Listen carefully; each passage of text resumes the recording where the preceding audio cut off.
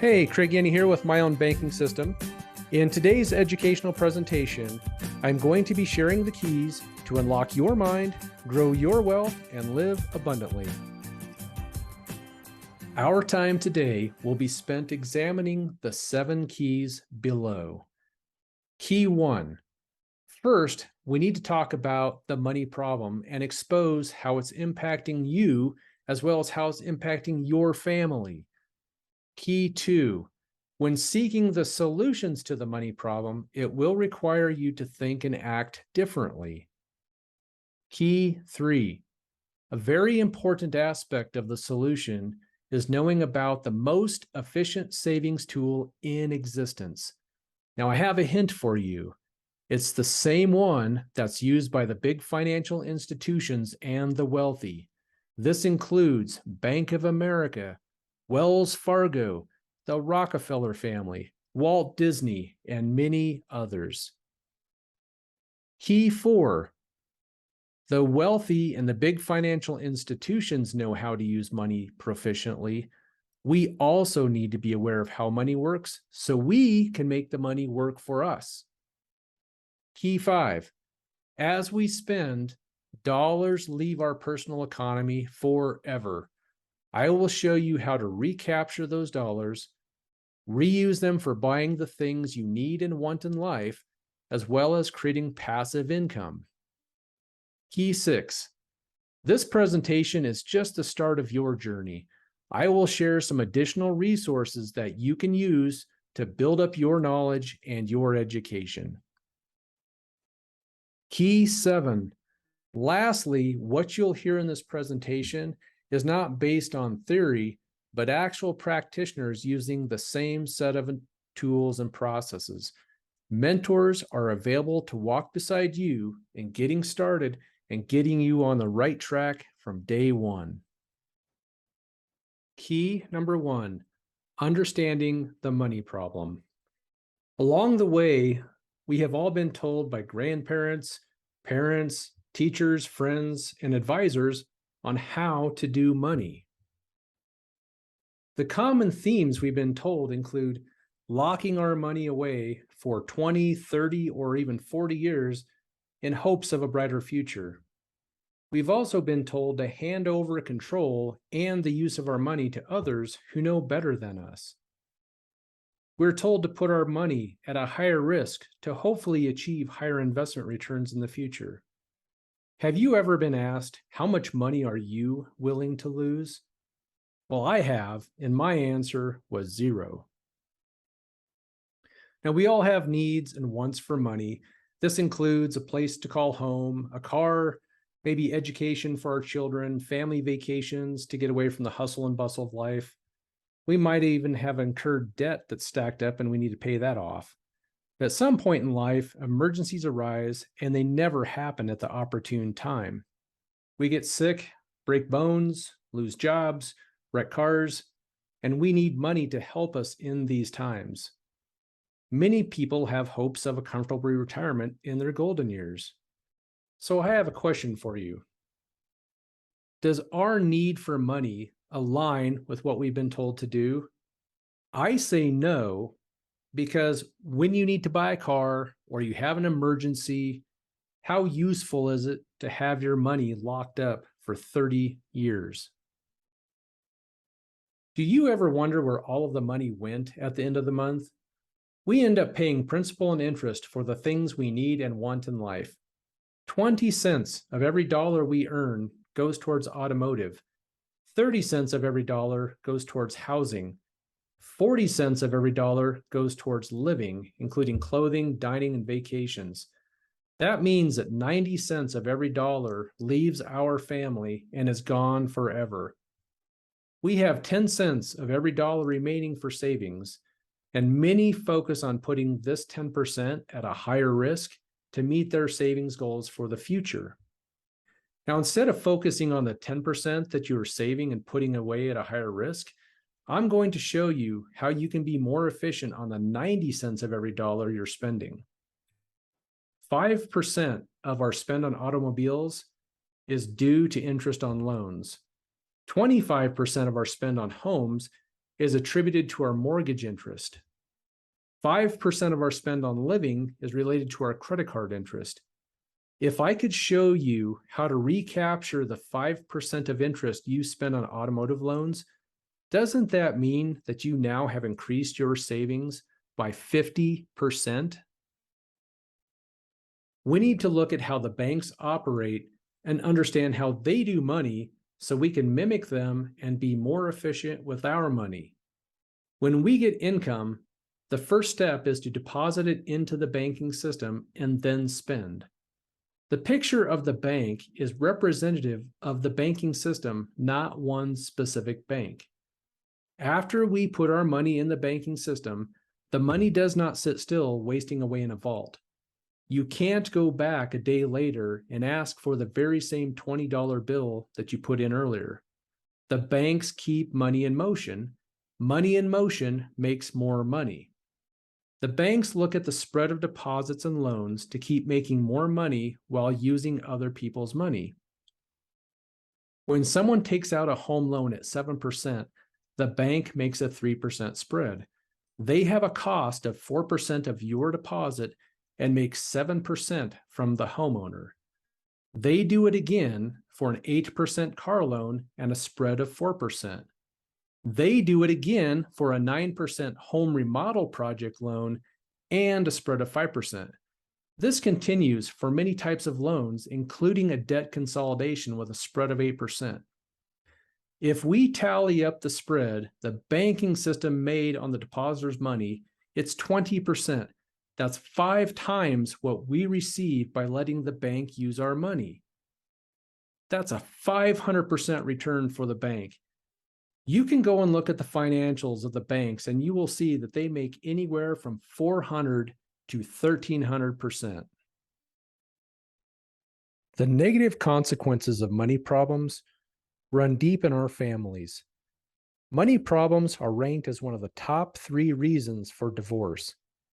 When you are struggling to make bills, to have a roof over your head, or food to eat, of course it causes great mental and physical stress. Each generation, starting from scratch, as wealth is not being passed down from generation to generation. We scrimp and we save our entire working lives for a future event called retirement. In retirement, we scrimp and save for fear of running out of money. As Albert Einstein was attributed as saying, the definition of insanity is doing the same thing over and over, expecting different results. Is it fair to say we need to do money differently? We have covered a lot of ground, so let's do a quick recap. We've learned that our need for money and what the experts have told us to do with our money does not align. 90 cents of every dollar earned leaves our family forever. The banking system is making 400 to 1300% on our money. Money problems are negatively impacting our families. You cannot solve a problem with the same mind that created it. I encourage you to Google the backwards brain bicycle and watch the 8-minute video. The premise of the video is exposing how the bias in our brain works. Destin Sandlin was challenged to ride a bicycle built by his welder coworkers, but it had one small change. When you turn the handlebars to the right, the bike goes left. When you turn the handlebars to the left, the bike goes right. It took Destin 8 months of dedicated work to unlearn and learn how to ride this bike. Interestingly, he then struggled to ride a normal bike. The importance of this exercise is to stress that we all have deep-seated beliefs and habits. If you want to do money differently, then we need to think differently. Key 3, the most efficient savings tool. In order to achieve efficiency with our money, the right tool and processes must be used. If you were asked to build a house, would you use only a screwdriver because you heard that hammers are bad? How efficient would it be to pound a nail into a 2x4 with only a screwdriver? Tools are not bad, but they can be used improperly. What if we found the best tool for the job to save, grow, and control our wealth? Would you want to use it too? The most efficient savings tool in existence is a specially designed dividend-paying whole life insurance policy from a mutual company. Now, I bet you're asking yourself, why in the world would I use a life insurance policy for anything other than death benefit protection? It's because it has powerful living benefits.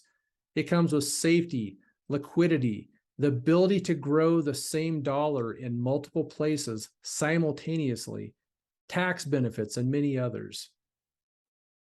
The Rockefellers have been using this same tool to keep wealth in their family and protect it from generation to generation. Walt Disney was turned down by the banks to start his theme park idea. His insurance agent encouraged him to fund it himself with his own life insurance policy. Ray Kroc used his policy for building the McDonald's business. Pampered Chef, JCPenney, and many other businesses were started using dividend-paying whole life insurance policies. Did you know that banks own more cash value life insurance than their buildings and land combined?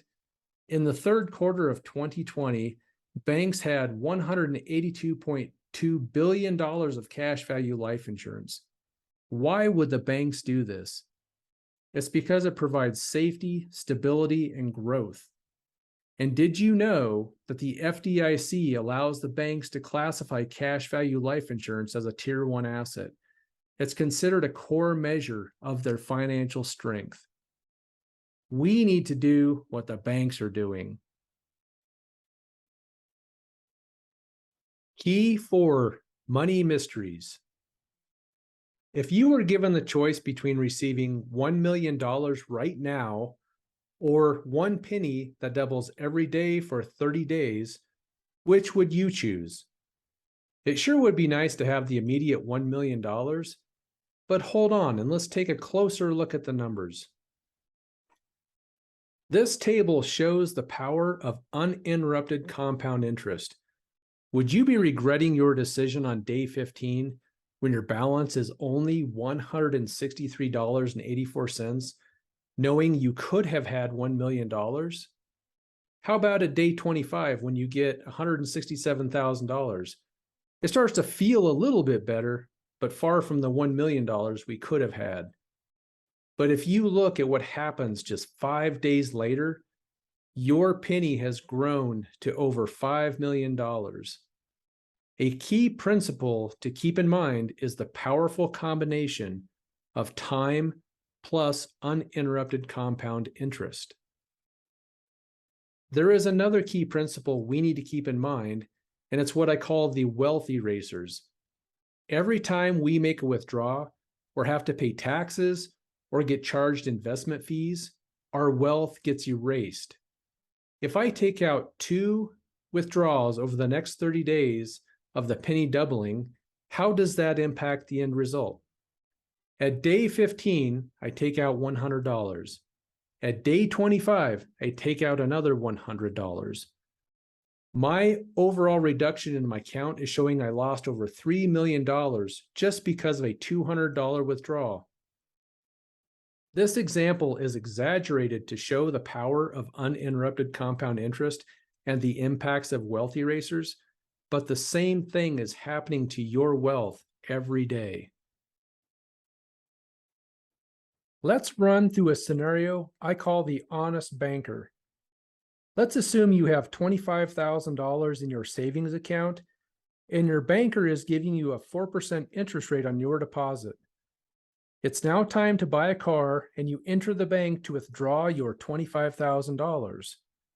Before fulfilling the request, the banker steps in and offers you an alternate deal. The banker suggests that you leave your $25,000 in the bank earning 4% and take a $25,000 car loan for 6%.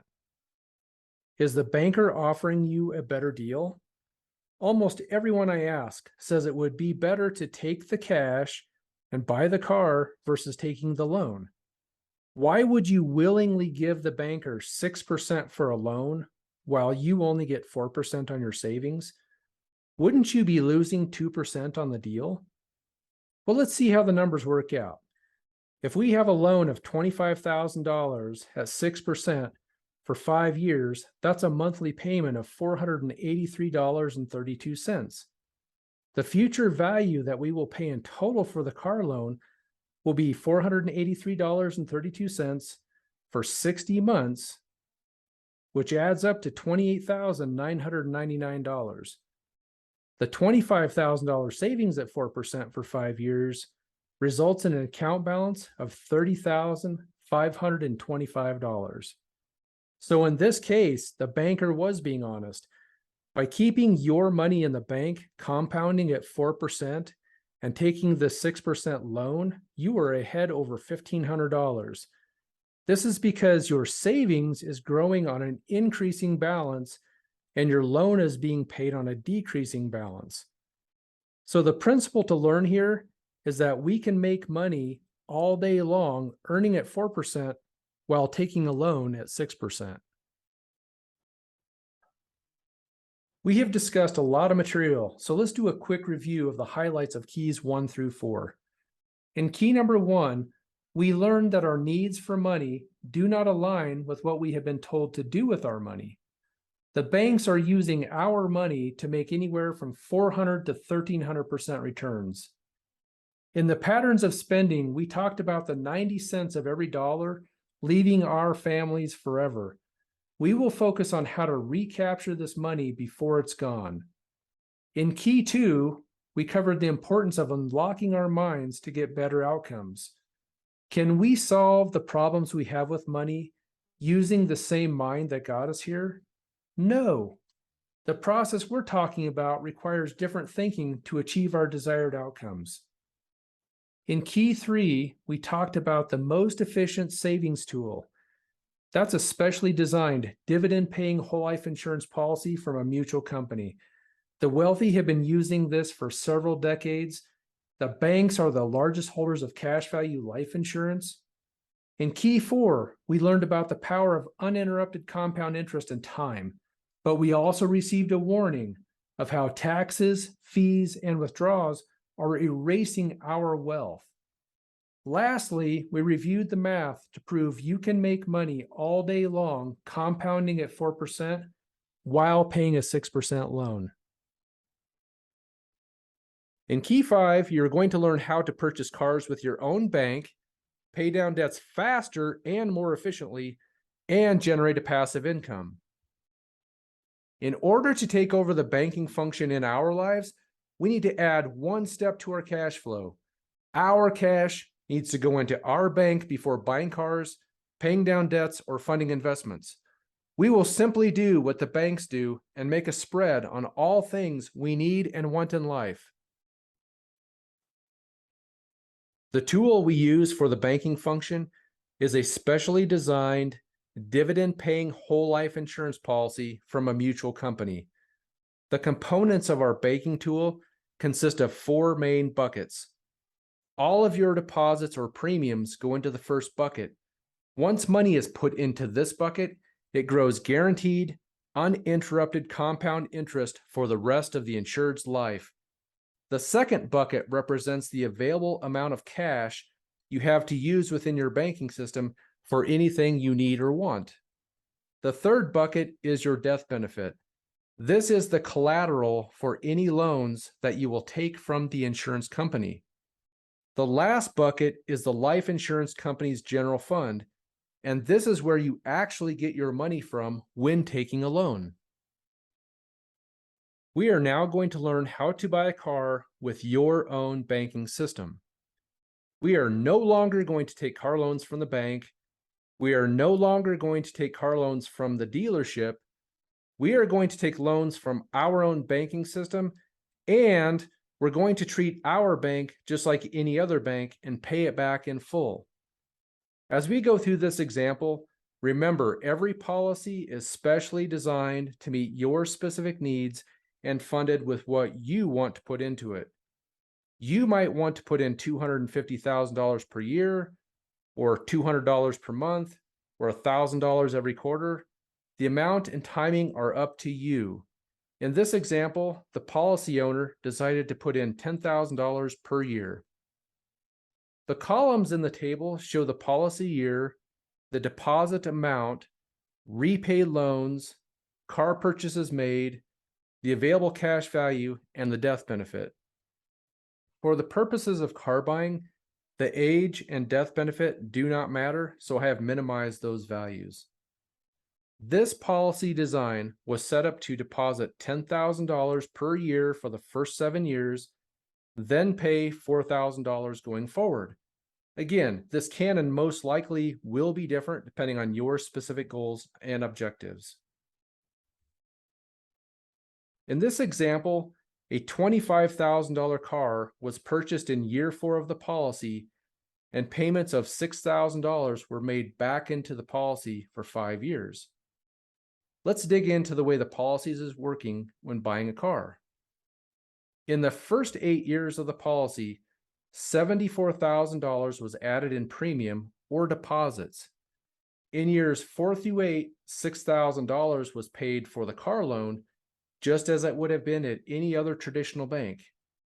In year 4, $25,000 was taken as a loan to buy the car. So we have $74,000 in deposits, plus the $30,000 in loan repayments, subtract out a $25,000 car purchase, which means we had a net injection into our banking system of $79,000. At the end of year 8, we also have $73,000 of available cash remaining. That means we still have 92% of every dollar spent and a paid-for car in the driveway. This sure beats having no money and a paid-for car in the driveway. Let's see how it looks after buying the second car. Over the next 5 years, you add an additional $20,000 in deposits. You continue making $6,000 loan repayments into your banking system of $30,000. The $25,000 car purchase is subtracted from the deposits and loans. This means that the total net injection into your banking system during this period is $25,000. In the last 5 years, your banking system has grown $37,897 in cash value.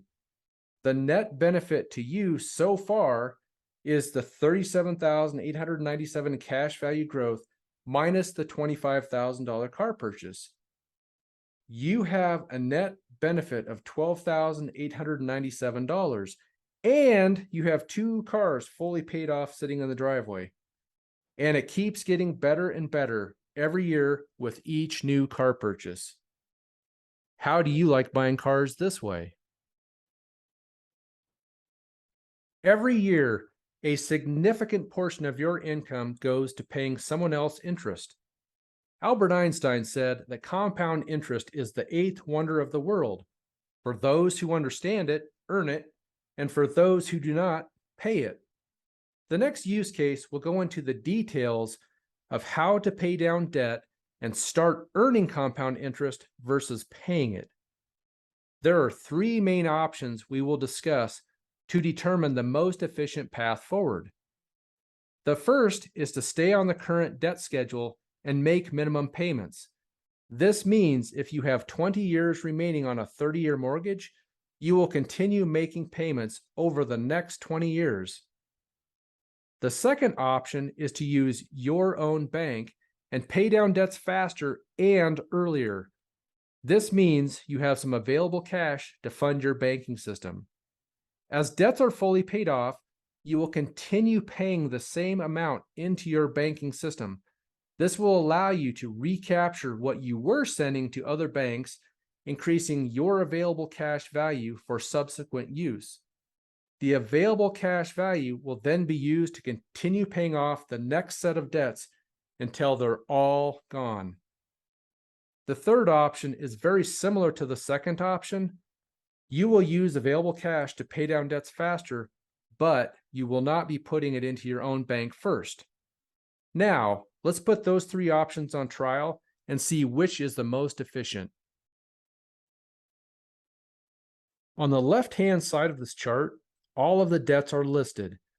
The Visa card has a balance of $18.50 with monthly payments of $45.39 at an interest rate of 21% and a loan duration of 72 months.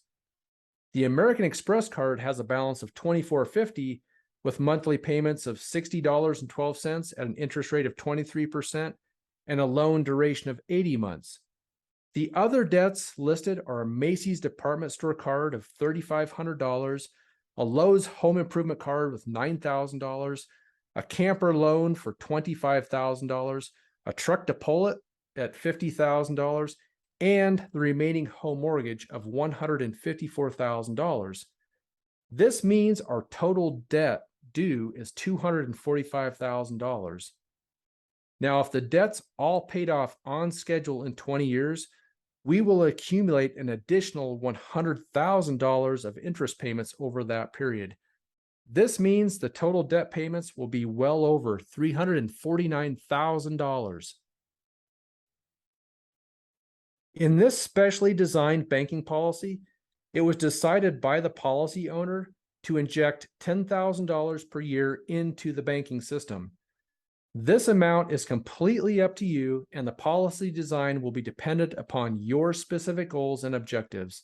But let's get into the details of how this works. Within the first 30 days of the policy being funded, the owner can take out $5,873 to put towards their personal debt. Using the $5,873, the Visa card is immediately paid in full, the American Express card is paid in full, and the Macy's card is paid down from $3,500 to $1,927. The remainder of the debt payments continue throughout the year. The amount of payments that were previously going to Visa and American Express are now going to be deposited into your bank. In addition to the $10,000 yearly premium, $1,266 is now being recaptured back into your banking system. In year 2, the total amount available in your banking system to use towards debt is $7,352. This amount is a combination of the recaptured debt payments from Visa and Amex, along with the yearly $10,000 premium deposit. The $7,352 will be used to pay off the remaining balance of the Macy's card of $1,106, as well as the Lowe's card sitting at $5,897, and pay down the camper from $19,974 to $19,627. The payment amounts previously going to Visa, Amex, Macy's, and Lowe's are now going into the banking system for a total of $5,545. This same process continues year after year until all debts are paid off. At the beginning of year 7, the only debt remaining is the house with a balance of $20,431.46. Only the necessary balance is taken from your banking system to make the final payment on the house. The house is now fully paid off. All debts are now fully paid off. Doing it this way, you carved off 13 years of debt payments compared to staying on the normal schedule of 20 years. In addition to having all debts paid in full, in year 7, your banking system has over $60,000 of available cash value to use again. The total amount of debt payments that were previously going to other institutions are now being fed into your own banking system. The total yearly debt payments recaptured now sits at over $33,000. Remember what Albert Einstein said about compound interest? Those who understand it earn it. Those who do not pay it. The third option is to pay all debts with extra cash and not build our own banking system. In this case, the debts are paid off in a very similar time frame, and we no longer have over $33,000 in debt payments to make.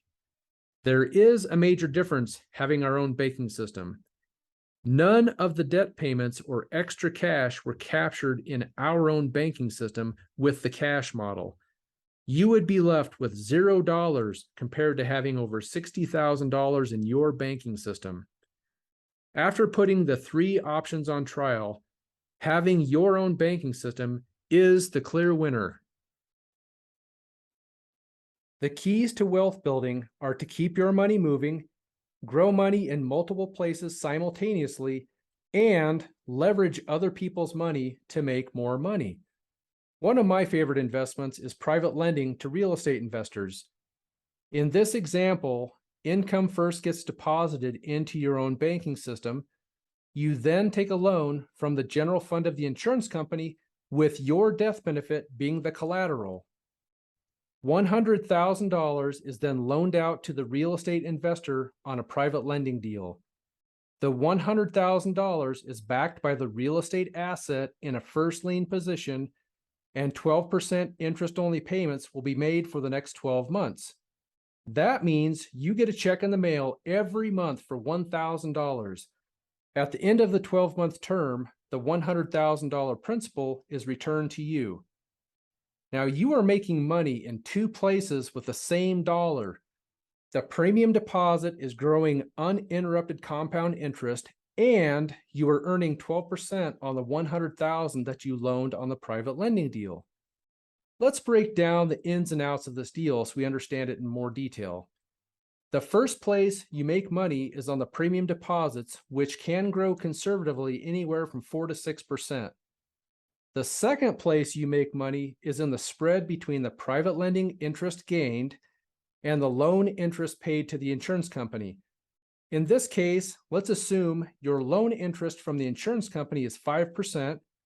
Your spread would be 12% from the lending deal minus the 5% loan rate, netting you 7%.